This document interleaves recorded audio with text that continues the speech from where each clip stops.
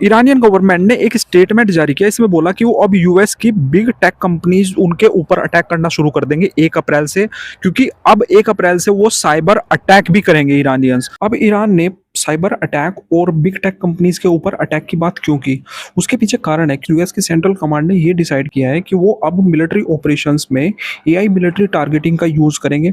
और उनकी central command ने ये भी बताया कि उनके फाइटर्स कैसे एआई की हेल्प से लैंग्वेज मॉडल हो गया, तो ये बड़े बड़े डेटा को इजीली अंडरस्टैंडेबल जो लैंग्वेज होती है उसमें कन्वर्ट कर देते हैं, जिससे कि उनके जो कमांडर्स होते हैं या फाइटर्स होते हैं या कोई ट्रूप्स होते हैं वो उसको समझते हैं और समझ के क्विक डिसीजन मेकिंग करते हैं।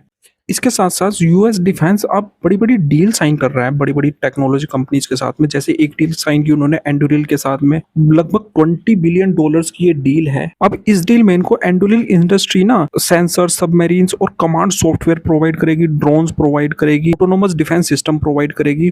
और एक इन्होंने गजब का ही बनाया है, वो है सुपर हीरो सोल्जर हेडसेट, वो भी इसमें प्रोवाइड किया जाएगा इनको। और हेलमेट प्रोवाइड करेंगे जो ऑगमेंटेड रियलिटी से लैस रहेंगे। और दूसरी तरफ एंड्यूरिल और मेटा ने पार्टनरशिप किया, जिसमें वो बना रहे हैं ना एक ऑगमेंटेड रियलिटी सिस्टम बना रहे हैं मिलिट्री ऑपरेशंस के लिए, यूएसए की आर्मी के लिए ही। और साथ ही साथ एंड्यूरिल ने माइक्रोसॉफ्ट के साथ में भी एक डील की है, जिसमें वो कॉम्बैट के लिए गॉगल्स बनाएंगे सोल्जर्स के लिए। एक और फर्म है जिसका नाम है पेलेंटिस, ये एक ऐसा एआई सिस्टम बना रहे हैं जो कमांडर्स को हेल्प करेगा ट्रैक करने के लिए, एनालाइज करने के लिए और स्ट्राइक करने के लिए टारगेट्स मिनट्स में, मतलब विद इन सेकेंड में वो ये डिसीजन कर लेंगे कि इस पे अटैक करना है कि नहीं करना है। और एक फर्म का नाम है एल्बिट। एल्बिट अमेरिका ने अभी $120 मिलियन की एक डील साइन की है, जिसमें वो एआई इनेबल सोल्जर डिस्प्ले देगा यूएस डिफेंस को। और स्पेसएक्स के साथ में भी $100 मिलियन की एक डील साइन किया है, जिसमें वो ड्रोन कॉन्टेस्ट कर रहे थे कि ड्रोन्स को ऐसे यूज कर सकते। तो इसीलिए ईरान डरा हुआ है और सोच रहा है कि अगर ये इस तरह की टेक्नोलॉजी यूएस मिलिट्री को प्रोवाइड करते रहे तो हमारा जंग में टिक पाना मुश्किल हो जाएगा। हालांकि ईरान अब से पहले भी साइबर ट्रैक कर रहा है। स्ट्राइकर करके एक कंपनी है यूएस की, उसके ऊपर साइबर अटैक हुआ है ईरान के हैकर्स। ये एक यूएस मेडिकल कंपनी है